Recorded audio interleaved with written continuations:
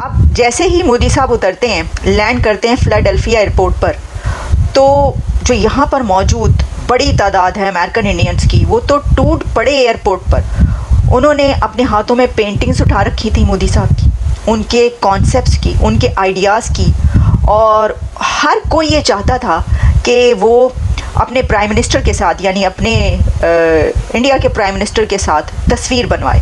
सेल्फियाँ ले लेकर लोग पागल हो गए भाई।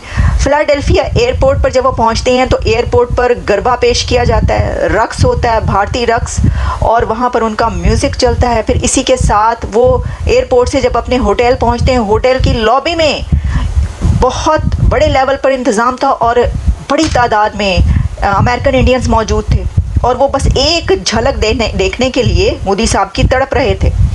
और मैं अभी आपको ये तस्वीरें तो आप देख ही रहे हैं, लेकिन मैं अभी आपको ज़रा ये दिखाती हूँ कि कैसे उन्होंने उनके हवाले से बात की है।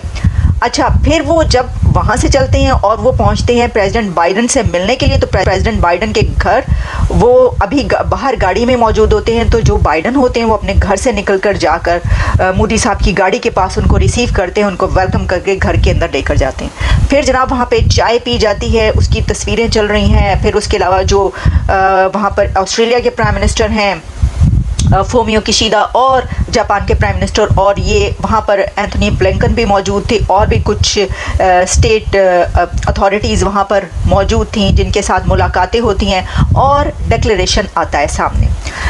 मैं तो ये कहती हूँ कि ये जो वेलकम हुआ है मोदी साहब का अमेरिका के अंदर, दैट इज़ अनबिलीवेबल।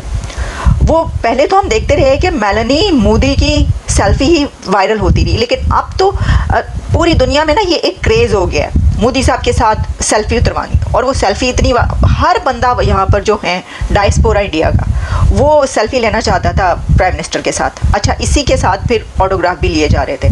और मैं आपको पहले ज़रा ये दिखाती हूँ, बल्कि मैं पहले आपको ये बताती हूँ कि जो डिक्लेरेशन आया वो क्या है। क्वाड समिट का जो डिक्लेरेशन है उसमें कहा गया, the 4 member quad is a force for good and is more strategically aligned then ever before, a joint declaration issued after the meeting of groupings leaders said. इसमें हमने देखा कि जब वो तस्वीर उतरवाने के लिए भी आए तो बाइडन और मोदी जो हैं वो साथ साथ खड़े नज़र आए, और बाकी जो 2 लीडर्स हैं वो उन दोनों के साथ साइडों पर नज़र आए हैं। तो मोदी बाइडन बीच में लाइमलाइट में रहे, यानी मोदी साहब इधर उधर नहीं होते, पतली गली से वो इधर उधर नहीं हो जाते, ना ही कोई उनको इधर उधर कर पाता है पतली गली से, बल्कि वो अपना फोकस रखते हैं और वो हमेशा लाइमलाइट में रहते हैं, हमने देखा है। मोदी से मुझे हजार इख्तलाफात हैं, लेकिन इसके बावजूद वो इंडियन कौम का नुमाइंदा है, क्योंकि वो वहाँ की कौम ने उसे इलेक्ट किया है। पाकिस्तान का जोकर शहबाज शरीफ जो यहाँ का वजीर आजम है, वो तो फॉर्म 47 के ऊपर बना हुआ है, उसकी क्या इज्जत होगी, और उसे क्यों जो है वो अमेरिका वेलकम कहेगा। और वैसे भी दुनिया भर का उसूल है कि गद्दारों से काम लेकर उसे टिश्यू पेपर की तरह जो है फेंक दिया जाता है, उनकी कोई इज्जत और एहतराम नहीं हुआ करता। तो सर, यानी उनका जाने का कोई मकसद नहीं बनता, उनका जाना बनता ही नहीं है? नहीं, जाने का मकसद बनता है। लंदन में अपने जो फ्लैट है उनकी भी देखभाल करनी है, वहां पर भी उनका जो है वो क़याम होगा, और अमेरिका में नए जजीरे ढूंढे जाएंगे जहां पर जो है वो पाकिस्तान के खजाने को लूट कर वहां पर जो है वो नई दुनिया आबाद की जाएगी। तो मकसद तो है, क्यों नहीं है, और जाना भी चाहिए, क्योंकि वो इस मुल्क के ऊपर शबखोन मार के एक वजीर आजम की कुर्सी पर जोकर बैठा हुआ है, तो वहां जाकर कोई एक नया ड्रामा, नया टिकटॉक जो है वो शो करेगा। जैसे उसने दुनिया भर में जहां भी गया, ना तो उसे इंग्लिश बोलनी आती है ना उर्दू बोलनी आती है, तो वो हमेशा पाकिस्तानी कौम का सर जो है वो शर्म से झुका ही देता है।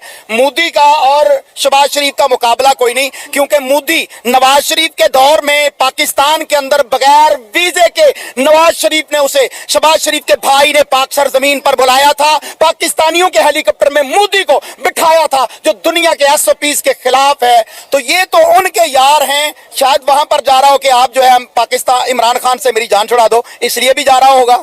अगर उनके मोदी के साथ इतने अच्छे ताल्लुकात होते तो अब तक इंडिया और पाकिस्तान के ताल्लुकात बेहतर ना हो गए होते, क्योंकि जब से ये मुस्लिम लीग नून की हुकूमत आई वो बड़ी शिद्दत से चाह रही है कि दोनों मुल्कों के दरमियान पुरअमन बातचीत हो, ट्रेड हो, लेकिन इंडिया कहता है कि हमने पाकिस्तान के साथ ना तो कोई बातचीत करनी है, ट्रेड तो बड़ी दूर की बात है।